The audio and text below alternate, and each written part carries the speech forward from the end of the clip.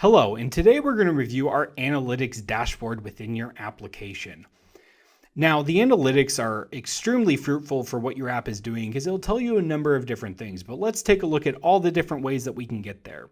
First and foremost, from your dashboard page, you can customize these tile views to be able to show you a number of different things that you want, but your app sessions will always be visible here. So I can hit View Analytics, and that'll take me right to the analytics page, or under Manage and App Analytics, that's where I go to the main page. Once the analytics page loads, you can see I automatically have a number of different filters. I can look at the live app views or the preview app views if you want to ignore those or look at those. And I can also filter by the last 7 days, month to date, year to date, last month, and custom. Let's take a look at year to date for this particular application.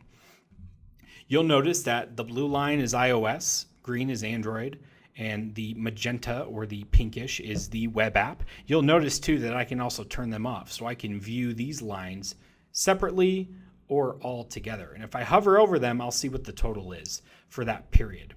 Also on the graph, if you'll notice, I can hit all these little pinpoints and it'll tell me information based upon the months and what the total was in terms of app sessions. I can do the same exact thing for feature visits, which feature visits will actually, if you slide left and right, you'll be able to see how everything works. And you'll see that the Messages Center for this particular application, as well as VIP Awards, are the top 2 features that people visit over the past 6 months. I can ignore Android and ignore web app if I want, and my graph will get a lot cleaner. I can also deselect platforms, and I can actually make changes based upon what people are doing. I notice that on Android devices, not very many people look at messages, but a lot of people look at VIP rewards. So that's something for me to know for my Android users and what's important for them. I may move my marketing around for that. I can also see the app type that's being used. So 53% of my users are using iOS devices or the iOS app. 28% is the web app and 19% of the Android users. What does that tell me? My web app and my iOS app get a ton of activity. I can also see the total number of downloads here for both iOS and Android, which is real nice. And then I can take a look at this next section, which is the average time in app. Holy cow. So on average, users spend 3.4 minutes in the iOS app, 1.2 minutes in Android, and 3.2 minutes in the web app.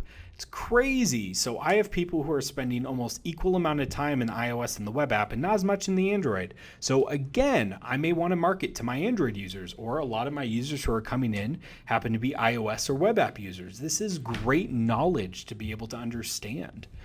These analytics make all the difference.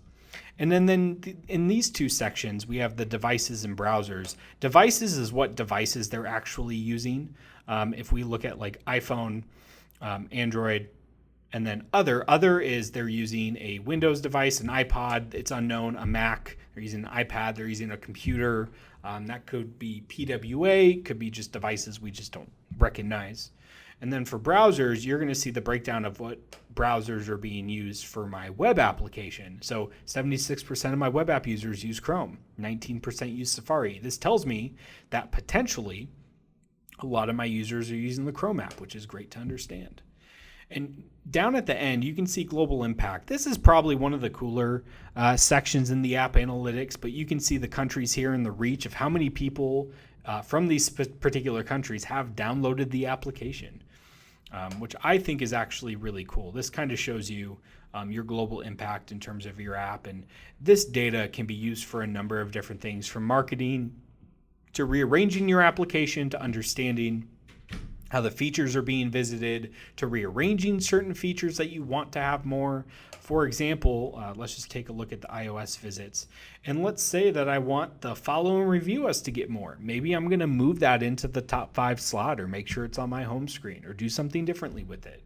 Maybe I want the drinks or the reservation to be moved up higher. There's a number of different things that I can do knowing this data. I also can tell that in January, we had a huge spike in iOS and it slowly started to turn downward. So what did we do differently in January that we did in June? So there's a number of different things you can come from these app analytics, and I really believe that this page is so powerful for the small businesses that we are serving. Thank you so much for watching today.